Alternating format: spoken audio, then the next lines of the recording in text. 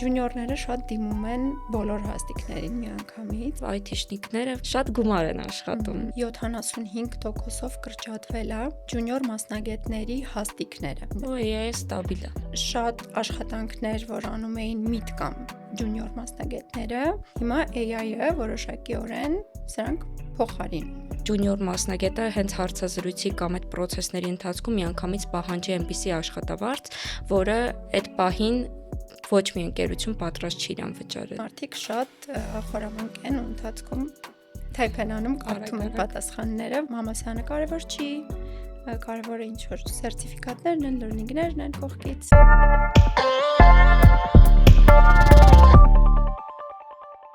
Ողջույն եւ բարի գալուստ Job.am-ի YouTube-յան ալիք, դուք դիտում եք Jobcast-ը, այսօր խոսելու ենք tech ոլորտի հավաքագրման մասին եւ իմ հյուրը Տաթև Բլբուլյանն է։ Տաթև ջան, ողջույն։ Ողջույն Լիլիթ ջան։ Ոնց ես։ Լավ, դու։ Լավ, շնորհակալ եմ։ Տաթև ջան, բուն զրույցին անցնելը, քանի որ դուք հավաքագրող ընկերություն եք եւ զբաղվում եք tech recruiting-ով, ինձ կարող ես մի փոքր ներկայացնել ձեր ընկերության գործունեությունը, որպեսզի մեզ լսողները նաեւ հասկանան, թե ինչ ոլորտում ես ինքդ մասնագիտացած։ Սիրով։ Միթլը Հայաստանում ամենաառաջին տեխնիկական հավաքագրման ընկերությունն է։ Մենք 2016-ին ենք հիմնվել, շուկայում այդ ժամանակ tech HR, tech recruitment, tech հավաքագրող ասվածը, որպես այդպեսին շատ տարածված չէր։ Ես դրանով շատ հպարտ եմ, որովհետև Միթլը մինչ այսօր 500+ ուսանող ա տվել շուկային tech recruiter-ների, ովքեր մինչ օրս աշխատում են շուկայում։ Մենք զբաղվում ենք տեխնիկական հավաքագրմամբ, ամենաառաջինը, այսինքն IT կազմակերպություններին օգնում ենք, որպեսզի իրենք գտնեն IT մասնագետների։ Սա անում ենք թե Հայաստանում, թե դրսի շուկայում։ Ինչ հարցեր կա, որ կարող եմ պատասխանել։ Հարցերը իհարկե շատ են եւ իրականում եթե ամենասկզբից գանք, ինձ հետաքրքիր է որ դեպքերում են ընկերությունները ձեզ դիմում, այսինքն հիմնականում դիմում են IT ընկերություններ, թե ընկերություններ, որոնք ունեն նաեւ tech հավաքագրման տեսանկյունից ինչ որ բաժին, որը պետքա փակել եւ ճունեն օրինակ հավաքագրող մասնագետ, որ այդ ոլորտում մասնագիտացված է։ Շատ տարբեր կազմակերպություններ են դիմում, կան կազմակերպություններ, ովքեր ունեն 17+ HR եւ հավաքագրման մասնագետներ, բայց ունեն նաեւ հաստիկներ ու չեն հասցնում կամ չեն կարողանում գտնել մասնագետին, արդեն 2-3 ամիս է բաց է հաստիկը, այս դեպքում են դիմում մեր օգնությանը, որովհետեւ մեր դատաբազան Հայաստանի շուկայում բավականին մեծ է։ Երկրորդը կազմակերպություններն են, որոնք նոր են ստեղծվում, ստարտափեր ասվածը, հիմնային մարդիկ են պետք, էլի մենք ենք փորձում օգնել գտնել։ Դիմում են նաև կազմակերպություններ, որոնք չունեն IT ոլորտի փորձ ու առաջին անգամ օրինակ կայք պիտի ստեղծեն կամ ինչ-որ պրոդուկտ պիտի ստեղծեն, իրենց մարդ է պետք, էլի մեզ դիմում են։ Իսկն շատ տարբեր կազմակերպություններ են, 90% կազմակերպությունների tech ոլորտում է, այն 10%-ը tech ոլորտից դուրս։ Ես մի փոքրիկ հարցազրույց եմ լսել քեզնից, որտեղ դու ասում ես, որ ձեր ընկերության առաքելություններից մեկը այն է, որ ոչ թե Հայաստանից տանել tech ոլորտի աշխատակիցներին, այլ բերել Հայաստան։ Այո։ Ինձ հետաքրքիր է այդ փիլիսոփայությունը ավելի մանրամասն եւ այդտեղ ինչ նպատակ է դրված։ Հայաստանի շուկան շատ փոքր է։ Հայաստանի tech շուկայում այսօր իհարկե ավելի մեծ է, մոտ 50 քանի հազար հոգի աշխատող կա տեխնիկական շուկայում, բայց եթե կհիշես, շատ տարիներ առաջ, մոտ 10-15 տարի առաջ, շատ tech մասնագետներ ու շատ լավ tech մասնագետներ Հայաստանից գնացին։ Հիմա այդ մարդկանց որ նայես, մեկը չգիտեմ Google-ում աշխատում, մյուսը Microsoft-ում, մյուսը Apple-ում, այսինքն ուղղակի մարդիկ չեն գնացել, իսկապես շատ խելացի մասնագետներ են։ Ու մենք այն ժամանակ որ սկսում էինք, այն ժամանակ իդեպ Միթլի անունը Minds էր, շատերը հենց այդպես կհիշեն Միթլին։ Մենք նկատեցինք, որ շուկայում կա մեծ պակաս մասնագետների ու այդ պակասը պետք է ինչ-որ կերպ լրացնել։ Այդ շրջանում աշխատում ենք մի հատ շատ հետաքրքիր հաստիկի վրա, Computer Vision Engineer, AI-ի հետ կապված ինքը հաստիկ է ու Հայաստանում շատ չէին այդ մասնագետները, կազմակերպությունն էլ, որը որ փնտրում էր այդ մասնագետին, բում աճի շրջանում էր։ Որոշեցինք դրսից բերել այդ մասնագետներին, որպեսզի շուկան լցնենք։ Ու այդպես հասկացանք, որ կարող ենք սա վերցնել որպես մեզ համար mission, չնայած մինչև էդ էլ ինչքան առաջարկ լինում էր Հայաստանից դուրս տանել մարդու, մենք միշտ էինք հրաժարվում, չէինք ուզում Հայաստանի շուկան պակասեցնել, բայց այդ ժամանակից, այդ օրվանից մեզ համար դա դարձավ առաքելության նման մի բան, ու մենք սկսեցինք դրսի շուկայից բերել տարբեր մասնագետների Հայաստան, որպեսզի այդ սենյորների պակասը, որ Հայաստանում կա, որևէ կերպ լցվի։ Մինչ օրս, եթե առաջարկ կա լինում որևէ դրսի կամպանիայից, կազմակերպությունից մի թլին, որ այստեղից օրինակ տանենք Դուբայ, տանենք Իսպանիա, տանենք, չգիտեմ, այլ երկրներ, մենք անմիջապես ենք հրաժարվում դրանից, որտեղ առանց էդ էլ շուկան բավականին փոքր է, վնասել չենք ուզում։ Քանի որ նշեցիր, որ շուկան փոքր է եւ մենք այստեղ ունենք մասնագետների, կադրերի պակաս, բայց դրան զուգահեռ երևի ինքդ էլ կփաստես, որ շատ սկսնակներ հենց որոշում են կայացնում սովորել եւ մասնագիտանալ այս ոլորտում ու բախվում են մի շարք խնդիրների, թեկուզ ոլորտում աշխատանք գտնելու հետ կապված որպես ջունիոր մասնագետ։ Այստեղ ինչն է հիմնական խնդիրը, այնա որ օրինակ ընկերությունները միայն սենյոր մասնագետների են դիտարկում։ Շատ տարբեր է խնդիրը իրականում։ Նախ եւ առաջ ուզում եմ նշել, որ վերջին տարիներին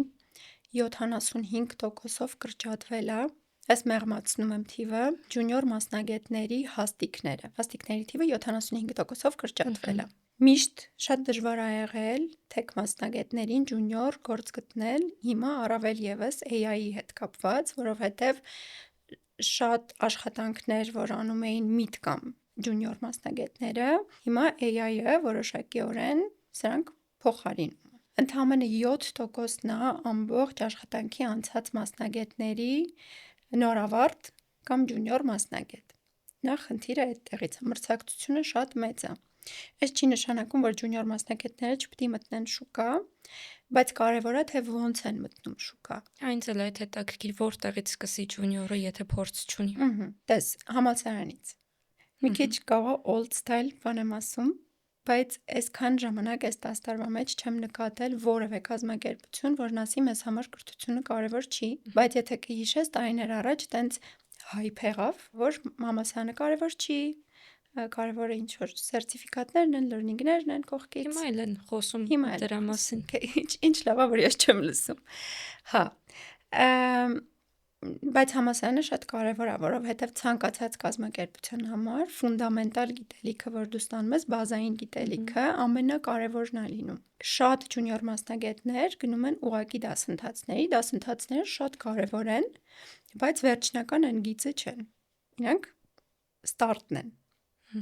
Կարևոր է, որ դու համ համալսարան գնաս bootcamp-երի մասնակցես, սերտիֆիկացվես, նոր բաներ սովորես եւ այլն, բայց բազային գիտելիքը կարևոր է։ Կազմակերպությունները միշտ ստուգում են բազային գիտելիքը, հետո թե դու ոնց ես որևէ խնդրի լուծում տալիս ինտերվյուի ժամանակ։ Հետո CV-ները մարդկանց, հա, հատկապես ջունիոր մասնագետների շատ AI գեներացված են։ Մենք պատկերացրու սովորաբար ջունիոր ռոլերի վրա չենք աշխատում մի թվում, բայց շատ ենք ստանում ջունիոր մարդկանց CV-ներ ու իրանք բոլորը AI-ով գեներացված CV-ներ են։ Հա, ու երևի որ հարցեր տաս իր CV-ում գրված ինֆորմացիայի մասին, գուցե չկարողանա պատասխանել կամ եթե on-line է, օրինակ Google Meet-ով է ինտերվյուն, մարդիկ շատ խորամանկ են ու ընթացքում թայփ են անում, կարդում են պատասխանները, որը որ էլի երևում է ցավոք, բայց AI-ով գեներացված CV-ները չի արտացոլում այն ինչ որ դու արել ես հիմնականում, որովհետև կամ էլ պետք է AI-ի հետ շատ լավ աշխատես։ Ճիշտ prompt-եր տաս, prompt-ը այդեն հարցումն է, որը որ դու տալիս ես AI-ին, ինքը պետք է շատ ճիշտ կազմված լինի, որպեսզի կարողանա քեզ տալ այն, ինչ որ դու ուզում ես ստանալ։ Շատերը նախ այդտեղ չեն խորանում։ Հետո գնում են միայն, օրինակ սովորում են առանձին ինչ որ ծրագրավորման լեզու ու մեծ հույս են ունենում, որ հեսա պիտի անցնեն աշխատանքի։ իսկ այդ դեպքում ո՞նց անեն, մի քանի բան միաժամանակ փորձեն, թե հակառակը, հիմա գիտես, շատ կազմակերպություններ ջեներիկ մասնագետներից խուսափում են։ Հիմա գնահատված են մասնագետներ, ովքեր ունեն կոնկրետ ոլորտում կոնկրետ խորը գիտելիք։ Եթե օրինակ մի քանի տարի առաջ շուկան կարող էր վերցնել 10 միջակ մասնագետ ու հետո սովորեցնել, հիմա վերցնում է 3 ճիշտ շատ գիտելիքով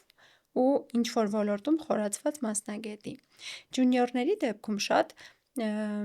իրենց փորձը տարածված է։ Պիտի ընտրեն մի ուղղություն, այդ մի ուղղությունով խորանան ու անպայման ուշադրություն դարձնեն կրթությանը։ Պետական համալսարանը կլինի, Սլավոնականն է շատ լավ բաժին, որտեղ որ ընդունվում են։ Ճիշտ է, շատերը բողոքում են, որ հնացած է, գիտելիք է այնտեղի եւ այլն, բայց միևնույնն է փորձը այսօր ցույց է տալիս, որ պետական համալսարանի ու Սլավոնական համալսարանի գիտելիքները իրոք ֆունդամենտալ են ու եթե CV-ների համեմատություն անեմ, առաջինը գնում են առաջ հենց այդ մարդիկ, ովքեր ճիշտ ֆորմալ կրթություն ունեն։ Հետո ջունիորները շատ դիմում են բոլոր հաստիկներին միանգամից, պիտի հասկանան ինչ են ուզում անել։ Օրինակ, արդյոք այդ AI-ն է, օքեյ է, ոչ թե AI-ը օգտագործել, այլ մասնագիտանալ ինչ-որ կետում ու AI-ը լինի գործիք իրեն օգնող։ Այսինքն, եթե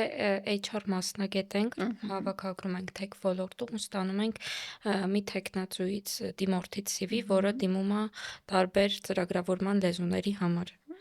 Միառժամանակ դա արդեն ինչ-որ վատ տպավորություն ասեմ կամ չգիտեմ, ոնց է անցալվում HR-ի տեսանկյունից։ Սխալ է ինձ այդ հարցը տալ անկեղծ, որովհետև ես միշտ շատ հանդուրժող եմ դիմորդների նկատմամբ։ Մեզ մոտ եղել է մարդ, ով 10 անգամ դիմել է անգամ հաստիկների, որոնց ընդհանրապես ֆիտ չի եղել, համապատասխան չի եղել, ի վերջո դիմել է այն հաստիկին, որին համապատասխան է եղել ու իրեն պրոցես են արել։ Բայց իսկապես կան մարդիկ, ովքեր տարբեր հաստիկների համար դիմում են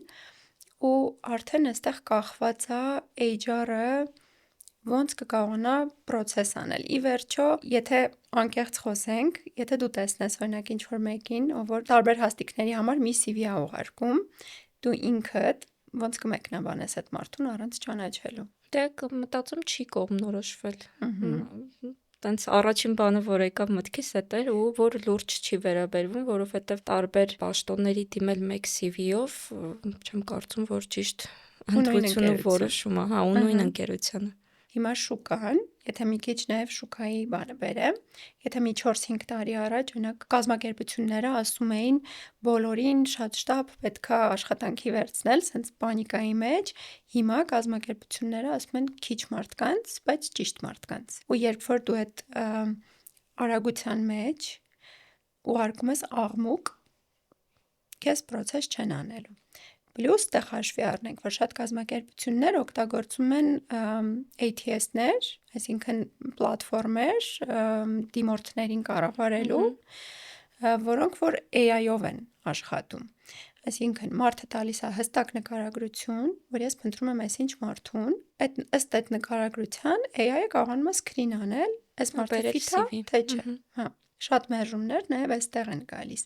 ու գործի դիմելուց ջունիոր մասնագետը սա էլ պիտի հաշվի առնի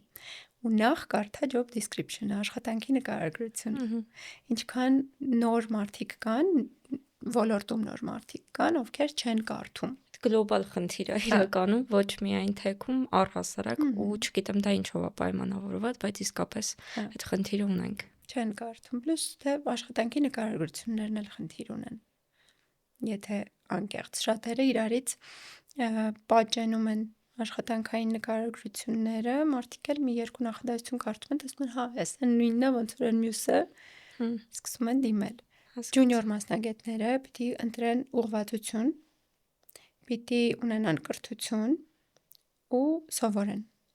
Պիտի հասկանան, որ մրցակցությունը մեծ է, եթե թեք ոլորտ մտնում են մենակ նրա համար, որ գումարն է շատ, գումար աշխատում են մարդիկ, ովքեր ունեն ֆունդամենտալ գիտելիքներ։ Եթե այս ոլորտը միայն գումար աշխատելու համար ես մտնում, ապա պիտի վերանայես քո մասնագիտության նկատմամբ կողմնորոշվածությունը։ Իսկապես այդ խնդիրը կա, ես էլ շատ բազմիցս լսել եմ հենց այդ դրա մասին, որ ինչի ես որոշել գնաս tech ոլորտ, դառնաս IT ինչ-որ մասնագետ, որովհետև IT-շնիկները սուտ բառացեմ, հա, ասում, շատ գումար են աշխատում։ Դրանով հիմնավորվում է ու պայմանավորվում է մասնագիտության ընտրությունը, ու այստեղ անգամ մարդը իր մեջ չի խորանում, արդյոք ես ունեմ բավարար հետաքրքրվածություն, բավարար սեր, որովհետև իմ սուբյեկտիվ կարծիքով յուրաքանչյուր ոլորտում, եթե դու լավ մասնագետ ես, դու կարող ես շատ լավ վարձատրվել ու դա պարտադիր չի որ լինի IT, բայց այդպես ինչ որ միֆ լինի երևի թե այդ միֆով են մտնում աշխատաշուկա ու չգիտեմ, երևի թե դու ավելի շատ կնշես, կարող է ջունիոր մասնագետը հենց հարցազրույցի կամ այդ process-ների ընթացքում միանգամից պահանջի այնպիսի աշխատավարձ, որը այդ պահին ոչ մի ընկերություն պատրաստ չի իրան վճարել։ Չէ, նույնիսկ եթե մարդը ունի դիցուք 10 տարվա աշխատանքային փորձ, ոչ tech ոլորտում, բայց որոշում է ինչ-որ օր ծրագրավորող դառնալ, այն օրը, որ ինքը գալիս է հարցազրույցների, իրան դիտարկում են որպես սկսնակ ու վճարելու են որպես սկսնակ։ Որովհետև եթե օրինակ դու 10 տարի աշխատել ես մարքեթինգում, վաղը որոշում ես դառնալ ծրագրավորող, դու վաղվանից նոր մասնագետ ես։ Քո 10 տարվա մարքեթինգի փորձը չի ազդելու քո ծրագրավորողի փորձի վրա։ Չէ՞։ Իհարկե։ So չէ, չեն վճարելու միանգամից միլիոններ, ցանկացած սկսնակ մարդ սկսելու է սկսնակի աշխատավարձից։ Այսինքն պատրաստ եղեք, Հա։ սիրելի լսողներ, որովհետև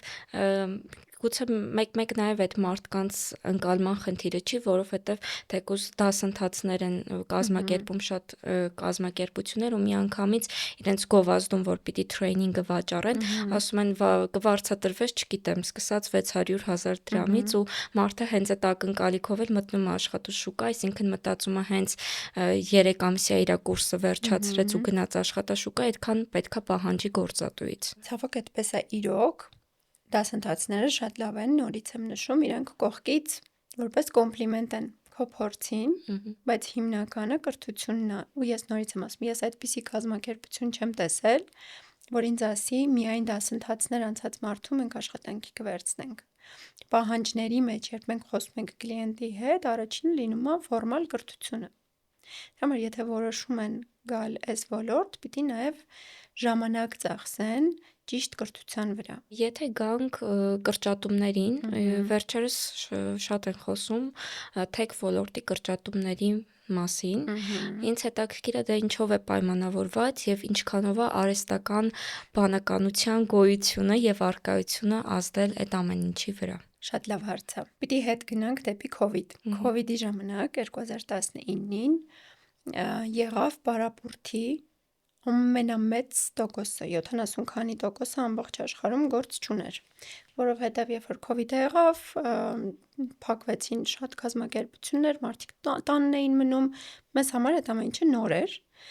ու բոլորս պանիկայի մեջ էինք, չէ՞, մոտակա մի քանի ամիսը։ Կազմակերպությունները եւս սկսեցին խնայել գումարները եւ այլն։ Հետո երբ որ մենք ընկանք հունի մեջ, COVID-ի ժամանակ 2020-ին արդեն շատ մեծ քանակությամբ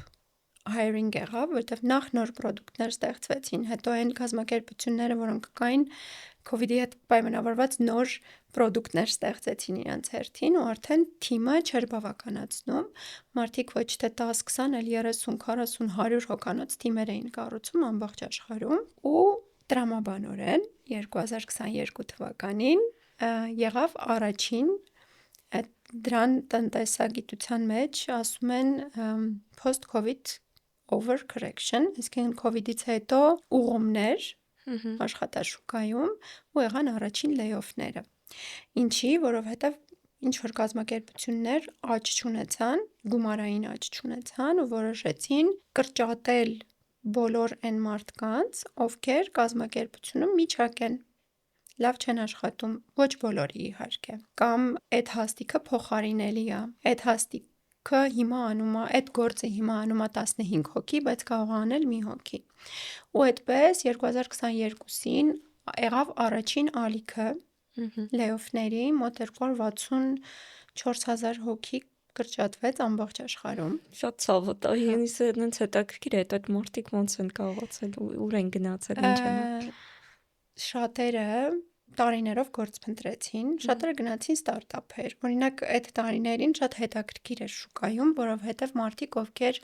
ասում էին մենք երբեք գեմբլինգում չենք աշխատի, գնացին նաև գեմբլինգ կազմակերպություններ կամ մարդիկ ասում էին բանկերում չենք աշխատի, գնացին բանկեր, որտեղ ինչի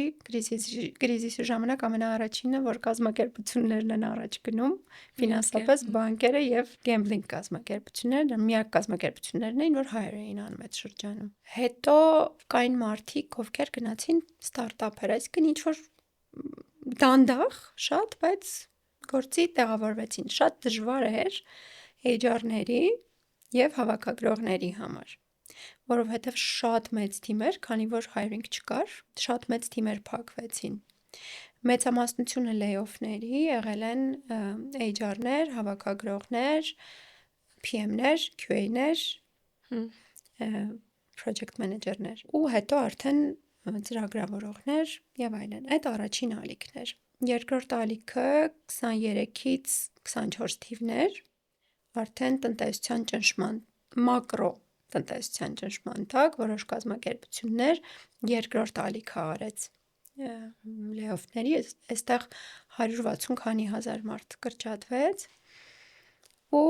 սա դեռ շարունակվում է 2025 թվականին կարծեմ էլի 200 քանի հազար հոգի կրճատվեց, այստեղ արդեն 2025 թվականին ոչ թե նրա պատճառով եղավ, որ կազմակերպությունները դադարել են աճել, այլ շատ հաստիկներ փոխարինվեցին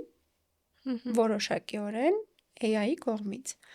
Օրինակ Salesforce-ը, ծանոթ ես չէ Salesforce-ին, 4000 պլյուս մարդ կրճատեց ու ասաց, որ մոտավորապես 50%-ը հենց հիմա cover անում AI-ը, ես կարիք չունեմ այս մարդկանց։ Հետո շատ կազմակերպություններ որոշեցին, որ այդ գումարը, որ ծախսվում է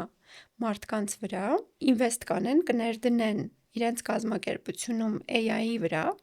որտեղ հասկանում են, որ ապագան իրենց կազմակերպությունների, իրենց պրոդուկտների հենց AI-ն է։ Ու AI-ը ստաբիլ է։ Նաև։ Հա։ AI գործից դուրս չի գա։ Այդ իմաստով հաշվեց ստաբիլ։ Այո, layoff-ները 25 թվականից սկսած նրա պատճառով չի, որ ամեն ինչ վատ է։ Նրա պատճառով է, որ investment-ը, ներդրումները գնում են դեպի AI։ Ու դեռ շարունակվում է 2026 թվականի առաջին եռամսյակում արդեն 86,000 հոգու layoff են արել։ Այս վերջերս էլ Oracle-ը ծանոթ ես կազմակերպությանը, այնք բավականին մեծ միջազգային կազմակերպություն է, ահագին մարդ layoff արեց ու հայտարարեց, որ դեռ էլի է սպասվում layoff-ներ։ Երբ որ նայում ես կանխատեսումները, շուկայի անալիզը եւ այլն, տեսնում ես, որ կա ինչ-որ հորիզոն, որ երևում է հեռվում, որ հեսա վերջանալու են layoff-երը ու ըստ անալիտիկների 2026 թվականի վերջերում արդեն տեմպը layoff-ների քիչ-քիչ կդադարի, բայց այստեղ պետք է հաշվի առնել, որ layoff-երը դառնալու են մեր աշխատաշուկայի ինչ-որ մաս։ Իրանք բարբերաբար լինելու Եվ են։ պետք է նորմալիզացնել, Պետք է այդ նորմալիզացնել, հա։ Միակ խնդիրը, որ ես տեսնում եմ, այդ ջունիորների հետ կապված հաստիկների կրճատումն է։ Մենք հիմա դրա խնդիրը շատ չենք տեսնում, հատկապես Հայաստանի շուկայում, որը որ շատ փոքր է։ Բայց մեծ մարդիկ հավերժ չեն լինելու ցավոք սրտի, Ցավոք, այո։ Սենյորները ոնց են դարձել ջունիոր։ Եղել են ժամանակին միդերն էլ ժամանակին եղել են ջունիոր։ Հիմա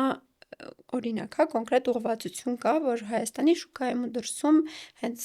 այդ մասնագետներին շատ են փնտրում, բայց այս պահին մենք ջունիոր մասնագետների հաստիկների պակաս ունենք ու պատկերացրու 3 տարի հետո, երբ կարիք ունենանք mid hire անելու, mid վերցնելու աշխատանքի, որտեղից ենք վերցնելու։ Հա, դե եթե ջունիորին հնարավորություն չի ընձեռնվել դառնալ mid, արդեն շուկան ինչ որ խնդրի առաջ վստահ կանգնել է։ Եթե 7%-ն է ընդամենը ամբողջ աշխատաշուկայում նորավարտ մարդկանց տոկոսը, այսինքն ընդամենը 7%-ն է նորավարտ, նոր ընդունված աշխատակիցների 3 տարի հետո, երբ մենք ունենանք mid մասնագետների կարիք, լինելու է ահռելի մրցակցություն ու աշխատավարձերը շատ արհեստականորեն նորից բարձրանալու են։ Ինչը եղավ տարիներ առաջ Հայաստանում, երբ որ սենյորների պատերազմ էր շուկայում, կազմակերպությունները արհեստականորեն բարձրացրեցին աշխատավարձերը ու ինչ որ կազմակերպություններ չկարողացան իրենց թույլ տալ Այդ սենյոր հնարավորությունից մասնագետներ։ օգտվել։ Այո, Հա, շատ հետաքրքիր է, բայց այս դեպքում ինձ հետաքրքիր է, եթե օրինակ մեզ հիմա լսում են մարդիկ, ովքեր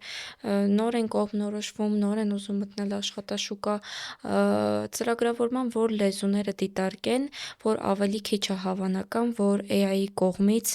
ինչ որ պահի դուրս կմղվեն, կա ինչ որ նման կոնկրետ ոլորտներ, թե բացարձակ չեն կարող տես, առաջարկել։ ես կդժվարանամ ասել, որ հաստատ օրինակ ինչ որ մասնագետ էլ չի լինելու կամ հաստատ լինելու է։ Շուկան շատ հետաքրքիր ֆազայում է հիմա, բայց վստահ եմ, որ այն մարդիկ, ովքեր ունեն ֆունդամենտալ գիտելիք, կոնկրետ ուղղվածություն, իրանց անհնար է լինելու փոխարինելը։ Ես այս պահին պատկերացնում եմ, որ AI-ը կկարողանա ինչ-որ բագեր ֆիքսել, այսինքն սխալներ գտնել, ուղղել, կարողանա ինչ-որ պրոցեսներ առաջ տանել, բայց չեմ պատկերացնում, որ AI-ը կկարողանա փոխարինել մարդու, ում գործը ավտոմատիզացնել անհնար է։ Իհարկե։ Պատկերացրու մարդու, ով գցում է ամբողջ ընկերության պրոդուկտի արխիտեկտուրան։ Դժվար է ասել, որ կկարողանանք իրան փոխարինել։ Դրա համար նաև դժվարանում եմ ասել ինչ լեզու սովորել։ Ավելի շատ խորհուրդ կտամ, որ դատայի հետ կապված մասնագիտությունների վրա կենտրոնանան մարդիկ, օրինակ data science, AI, բայց ոչ թե թուլերից մենակ օգտվել, այլ շատ ֆունդամենտալ, հա, այնտեղ օրինակ ալգորիթմների հետ աշխատել, հետո շատ տարածված է կիբերանվտանգության հետ կապված հաստիքները, շատ դժվար փակվող հաստիքներ են սրանք ու DevOps-ական ինֆրաստրուկտուրայի հետ կապված հաստիքները։ Իրանք բավականին առաջ են գնում Հայաստանում էլ եւս, ու մասնագետները շատ քիչ են։ Օրինակ data engineer-ների հետ կապված position-ը Հայաստանում շատ դժվար է փակել, որովհետև ընդհանուր կա երևի մոտ 100 հոգի մասնագետ։ Խորհուրդ կտամ այդ ուղղությամբ առաջ գնան, բայց դա շատ կարևոր է նաև սիրելը, էլի։ Ես կարող եմ մի քիչ շատ հին բան ասեմ, բայց երբ որ դու գնում ես ծրագրավորում դեպի, պիտի մաթեմատիկան սիրես, խնդիրներ լուծել սիրես, ուղղակի մենակ ինչ որ լեզու սովորել առաջ գնալը էլ ֆուտուրիստական չի։ Իսկապես, հա, ճիշտ կետերի էր անդրադարձը, որովհետև օրինակ եթե ես չունեմ մաթեմատիկական սկիլեր, այնքան որ ես կարող եմ ինչ-որ ծրագրային լեզու սովորել, դժվար թե ինձ մոտ ստացվի, կարող է ստացվի մի քիչ վիզուալի վրա գնալ եւ այլն,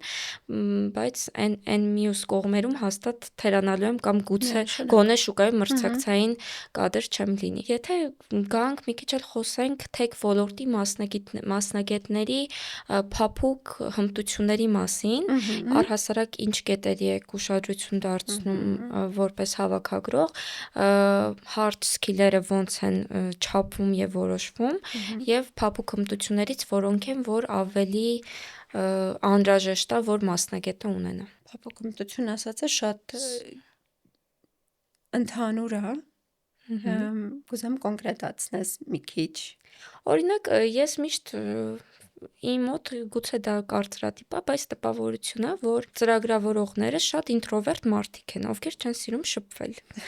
Այսինքն թիմում, հա, որպես այդպեսին, երբ որ պետք է ինչ-որ բաներ քննարկել, իրար հետ գալ բանակցությունների սեղանի շուրջը նստել, արդյոք դա կարևոր փափուկ հմտություն է, որ պետք է ունենա ծրագրավորող մարդը։ Այդ կողմնակալությունը, նախարի դրանից սկսենք, այդ կողմնակալությունը որևէ հաստիքի շուրջ մեր հավաքագրողների մոտ էլ չէ, դրսից բան կա, այդպիսի կողմնակալություն կա, որ դու դառնում ես տեխնիկական հավաքագրող, որովհետև չկարողացար դառնալ ծրագրավորող։ Հա, չէի լսել։ Այո, չէ, այդ կողմնակալությունը մարդիկ են տարբեր ուղղակի։ Մարդ կա, ով ծրագրավորող չի եւ ինտրովերտ է, մարդ կա, ով ծրագրավորող է եւ էքստրովերտ է։ Այստեղ այդպիսի հավաքական որպես այդպիսին կերպար կամ հասկացություն ծրագրավորողի մասին չկա, չէ։ Մարդիկ շփվում են։ Փափուկ հմտությունները այդքան դրա հետ չի կապի, ամեն դեպքում մարդը կարող է լինել ինտրովերտ, բայց ունենա բավականաչափ հուզական ինտելեկտ շփվելու, մտքերը ճիշտ արտահայտելու եւ օրինակ ֆիդբեք վերցնելու համար։ Բայց կարող է մարդ լինի, ով ծրագրավորող չի ու այս հմտությունները չունի։ Այսինքն ես դրան մասնագիտության հետ այդքան չի կապի։ Ինչ վերաբերում է նրան, ոնց ենք մենք դա ստուգում, մեր դեպքում կոնկրետ Միթլի դեպքում մի քիչ տարբեր է, որովհետև մենք նայում ենք մեր կլիենտ կազմակերպությունը ինչ է ուզում։ Առաջինը մենք հարցնում ենք մեր պարտներից, ինչ է սպասում մարդուց։ Տեխնիկական կտորները լրիվ հասկանալուց հետո անցնում ենք այդ փափուկ հմտություններին ու չափում ենք փափուկ հմտությունները ինչքան որ հնարավոր է մեր ինտերվյուների ժամանակ։ Hard skill-երը Միթլը շատ մակերեսային է ստուգում, որովհետև ինչքան էլ մեզ մոտ հավաքագրողները շատ տեխնիկական են, լրիվ հասկանում են մարդու պրոֆիլը, ով ինչ է անում, ճիշտ հարցեր են տալիս զանգերի ժամանակ, միևնույնն է, տեխնիկական ինտերվյուները անում են տեխնիկական մասնագետները, այսինքն ծրագրավորողները։ Ամեն կազմակերպություն ունի իր համար տարբեր պրոցես ստուգելու մարդու գիտելիքը։ Մարդու գիտելիքը ստուգվում է ըստ կազմակերպության պրոդուկտի կամ tech-stack-ի այն տեխնոլոգիաների, որոնցով ինքն է աշխատում, ըստ այդ սանդղակների։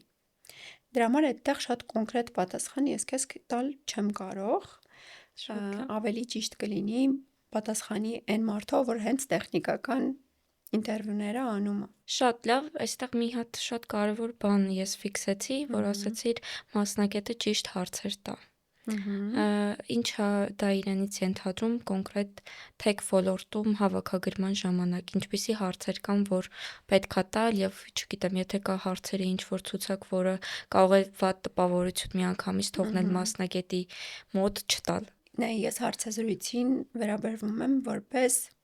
խոսակցություն հանդիպում, որտեղ որ կան ինչ որ մասնագիտական հարցեր, որոնք պետքա քննարկվեն, մնացածը արդեն այդքան էլ կարևոր չեն։ Որպես այդպեսին ցանկ չկա։ Կա ցանկ հարցերի, որոնք խորհուրդ չեմ տա տալ։ Օրինակ, կանանց արդյոք պատրաստվում եք երեխա ունենալ։ Ինչքանով է երեխան խանգարում աշխատանքին։ Ինձ այդ հարցը անհասկանալի է։ Հետո շատ սեքսիստական հարց է ամեն դեպքում։ Եթե երեխա ունես, չի նշանակում, որ չես կարող աշխատել։ Հակառակը, եթե երեխա ունես, ինձ համար շատ սուբյեկտիվ տեսանկյունից նշանակում է, որ դու շատ կարգապահ մարդ ես, հստակ գիտես, որ ժամից որ ժամի ինչ ես անելու եւ ինչի համար ես պատասխանատու։ Չեն հարց տալիս, չէ, տղամարդկանց արդյոք դուք պատրաստվում եք երեխա ունենալ, թե չէ, որովհետև մտքում չկա այն, որ տղամարդը եթե երեխա ունի, ուրեմն կամ ընկերուհի ունեք ու տենց բաներ, որ ամուսնացած եք, պատրաստվում եք երեխա ունենալ։ Շատերին մերժում են, որովհետև իմանում են, որ հեսա ամուսնանալու են կամ ամուսնացել են, հեսա երեխա կունենան, դե կգնա դեկրետ, էլ չի աշխատի, եւ այլն, այս հարցը ցանկից հանում ենք, եթե կար։ Երկրորդ հարցը, ինչ եք պատրաստվում անել, որտեղ եք ձեզ տեսնում 5 տարի հետո։ Օրինակ դու քեզ որտեղ ես տեսնում 5 տարի հետո։ Ճիշտն ասած 5 տարի առաջ ես չգիտեի, որ կլինեմ այստեղ, 5 տարի հետո էլ մեծ հաշվով չեմ կարող պատկերացնել։ Հուսով եմ լավ տեղում կլինեմ, բայց թե որտեղ չգիտեմ։ Հա, իսկ շատ HR-ներ հենց կոնկրետ պատասխան են ուզում։ Եթե դու չգիտես, ուրեմն դու չգիտես կյանքից ինչ ես ուզում։ Սա շատ անիմաստ հարց է, որովհետև կյանքը շատ է փոխվել։ Օրինակ 2015 թվականին մենք չգիտենք, որ 19-ին COVID է լինելու, չէ՞։ 26 թվականին մենք չգիտենք 31 թվին ինչ այլնելու, դրա համար հա ինչ որ ծրագրեր կան բնականաբար, անձնական ծրագրեր։ Օրինակ ուզում եմ հասնել, այս ինչ բան ուզում տուն առնել, ուզում եմ մեքենա առնել, սա քո անձնական նպատակներն են։ Բայց թե արդյոք պետք է հարցազրույցին հետ։ Իսկ թվում է պետք է չլինի։ Ու էլի տենց հարցեր կան։ Հետո շատ մարդիկ, ովքեր նոր են մտնում ոլորտ, կարդում են ինչ որ գրքեր, որոնք շատ լավավոր կարդում են, բայց այնտեղից վերցնում են հարցեր, որոնք որ այդ մասնագետը այդ ոլորտում տվել է այդ ոլորտի մասնագետների։ Օրինակ, Steve Jobs-ի մասին գիրք են կարդում, ընտիրա, նայում են ինքը ինչ հարցեր ա տվել Apple-ում, բայց Apple-ում տված հարցերը դու չես կարող Հայաստանի փոքրիկ ինչ-որ ենթադրենք 5 հոգանոց կազմակերպությունում տաս, որովհետև կարող է չբռնի իրար հետ այդ բիզնեսները ի վերջո։ Այսինքն հարցերը իրանք սենց արդեն պատրաստի հարցեր չեն։ Դու ոնց ես, օրինակ, հիմա ինտերվյու անում, չէ՞։ Իհարկե ինչ-որ պատկերացում ունես ինչի մասին ենք խոսելու, բայց ընթացքում հարցեր են գալիս։ Իհարկե ինչ-որ գծած Այո։ պլան չունեմ, ինչից հետո ինչ հարցն է։ Փափուկ ամեն ինչ գնում է առաջ։ Նույնը պետք է լինի ինտերվյուների ժամանակ։ Իհարկե, կան հարցեր, օրինակ, արդյոք աշխատել ես այս ծրագրավորման լեզվի հետ, ինչ պրոյեկտներ ես արել, ինչի վրա ես աշխատելու, այստեղ արդեն հավաքագրողը գիտի որտեղ է խորանում, բայց փափուկ հմտությունների մասին հարցեր, ինչ որ հարցեր, որ դու տակից հասկանաս արդյոք այս մարդը ճիշտ պատասխանեց թե չէ, հնացել է այդ մեթոդը շատ։ Շատ լավ, այդ էլ անպայման հուսով եմ նկատի կունենանք, որովհետև օրինակ այդ 5 տարի հետո ուր տեսնելու հետ կապված միշտ ինչ-որ մի կողմը ասում է պետքա, որովհետև մարդը պիտի նպատակ ունենա, ինչ-որ հատված ասում է, որտեղ ոնց դու նշեցիր, անհնար է մանավանդ այս արագ փոփոխվող աշխարհում հասկանալ 5 տարի հետո յուրաքանչյուրիս կյանքում ինչ կփոփոխվի, բայց վստահաբար այդ ինչ-որ կենտրոնացումը ու մասնագետին բացելը ինչպես որ անհրաժեշտ է եւ ընկերության կարիքներին համապատասխան, երևի թե ավելի շատ դրա վրա պետքա կենտրոնանալ հավաքագրող մասնագետը։ Իսկ հավաքագրման մեջ շատ դեպքերում կարող է հավաքագրող մասնագետը առհասարակ tech ոլորտից գաղափար չունենալ եւ իրականացնել հավաքագրում tech ոլորտի համար։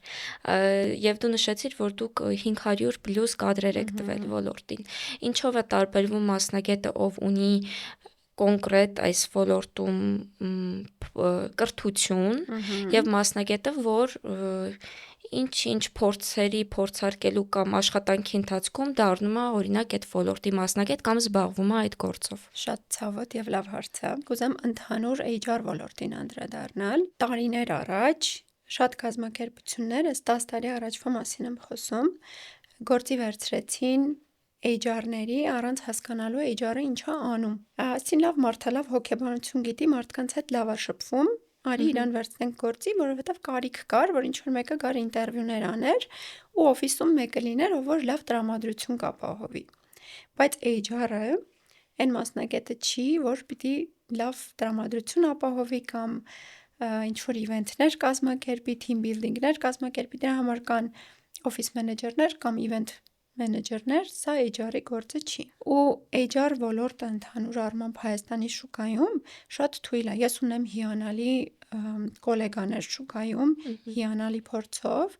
իրանք շատ չեն։ Մնացած մասը միանգամից ինչ-որ պահի դարձել է HR մենեջեր։ Առանց background փորձ ունենալու, առանց օրինակ ծրագրավորողների դեպքում մենք խոսեցինք, որ